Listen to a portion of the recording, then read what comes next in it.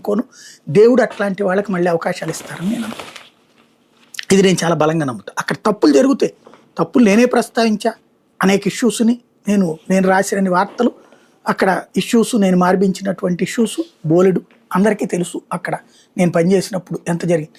నాకు వ్యతిరేకంగా ఉద్యోగ సంఘాలంతా పెద్ద సభ పెట్టినటువంటి సందర్భంలో అదే వేదిక మీద నుంచుని నేను చెప్పాను, వెంకటేశ్వర స్వామి నా దృష్టికి తీసుకొస్తే నేను రాసిందయ్యా అని. ఆ రోజున ఇట్లాంటి దరిద్రపు మీడియా లేదు, ఇంత నీచంగా మనం దిగజారిపోయి లేము. కాబట్టి దాన్ని ఒక వార్తగా దాంట్లో భక్తుడి కోణంలోంచి సమస్యల పరిష్కారం దిశగా వెళ్ళారు. కానీ ఇవాళ కనుక నేను అవి రాసుంటే ఎంత దరిద్రంగా తయారైపోయేదని భయం వేస్తుంది అనమాట. ఓ రకంగా చెప్పాలని. ప్రాక్టికల్ విషయం ఏంటంటే ఇక్కడ నేను చెప్పినట్టు నిజంగా ఆవు కొవ్వు, పంది కొవ్వు, చేప కొవ్వు ఉంటే మీరే తేల్చండి అయ్యా. ఎన్ని లక్షల ఆవులు చంపేసి ఉండాలి? 65 లక్షల కిలోల నెయ్యి కావాలంటే ఎన్ని లక్షల ఆవుల్ని చంపు ఉండాలి? ఎన్ని లక్షల దాని పేరేమంటారు, చేపల్ని చంపు ఉండాలి? సరే చేపలదంటే లెక్క తెలియదు అనుకుందాం, పందులు చంపు ఉండాలి కదా, ఎన్ని లక్షల పందుల్ని చంపు ఉండాలా?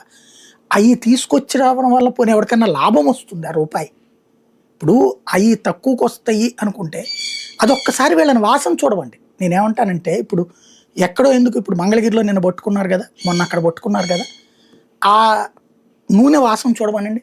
అది ఒక లడ్డూలో వేసుకుని తినమనండి వీళ్ళని, ఇంకెక్కడికక్కర్లా. వీళ్ళే ఓ స్వీట్ తెచ్చుకోండి, ఆ నూనెలు తెప్పించుకోండి, అది నెయ్యి కదా వీళ్ళ దృష్టిలో. అలాగే చేప నూనె తెప్పించుకుని కలుపుకుని దాన్ని ఫ్రిడ్జ్లో పెడతారా లేకపోతే దేంట్లో పెడతారా, కలుపుకుని తినండి. మీరు అందరు తలా ఒక లడ్డు తినండి. మామూలు